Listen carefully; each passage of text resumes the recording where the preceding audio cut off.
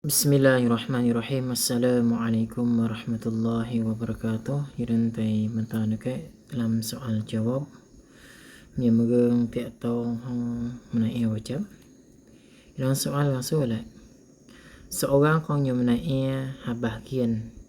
Yani jomnai menggum yo na. Belah na nyu pun kau putih. Nyu putih hatai mai. Pilih hatai mai.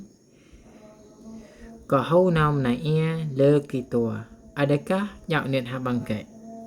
Adakah dạo niat bangkai ataupun Hiran coba boleh apabila seorang nyu niat menai untuk palihu junub dan sebagainya na junub ke rukahet ke.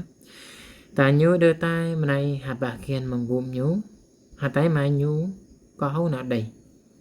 Hatai menyu ko mong dai pelanan nyu kan menai untuk bahagian jomnai gum nyu kong hau cam này sập hồ nắn mà ca nhu hau trang bạch ô nàng nghiệt nhu hạ bằng kẻ của mình vậy nên như này thăm đã như vậy trang nghiệt hạ bằng kẻ ở nữa nè giả lại nhôm cái nắn hau não để tọ hồng tiệu như kẻ lực tì tùa ở nữa nè vậy nên bà sẽ chạy đời tại lực tì xa và nào ta làm mong nhiều nào đây nắn nhu gào được coi nhầm này hạ vệ đúc có nhìn nhiệt có khăn bọ tại vùng nhìn nhiệt hàm tại gục ta làm nữa nè và nó như là đây ko mong dai pula mai naik habet gugai maka hau cak baik niat ni masalah yang niat ni jadi seorang nam ta junub như nam naik de tai bahagian man hong yu niat naik po hadas pong hatai mai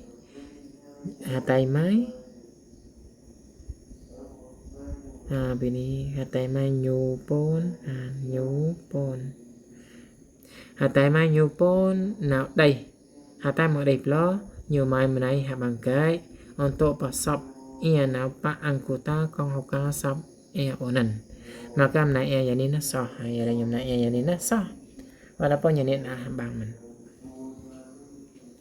soal adakah wajib dạo gao ngay ke cao tipe menai yang ini cao ni dạo gao vậy dạo gao vậy menai chuyện ni je ni vậy Adakah wajib dạo gao ke kekau tipe menai wajib?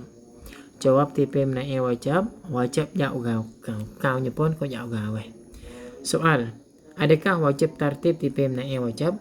Dạo gao bọ telau ke ruko menai kok telau ko ruko le telau ruko kan telau? Adakah jawaban wajib tartib ataupun Jawab tim tau wajib tartib tipe menai wajib. Apakah apabila seseorang menai po hadis junub dan hatai mai menai pula ko nyu hau boh pak lebih kong hoka sab maka nyu pun ko hau mự mai gao lebih nan maka hukumnya sah kaya di hau tertib tipe menai yani udah ada nyum nai ke pula hatai mong nai maka nyo bo to ti tekan nyom cái này nó ca sập tapi nyom nai pula ya nyom nai pula ya maka nyu đưa tam mự phao mai nó gao lebih con hoka dạo nan từ nó sah ya vậy chăng nai mong chợ mai kẹo nữa nè ngã đơn nó maka hukumnya so wallahu a'lam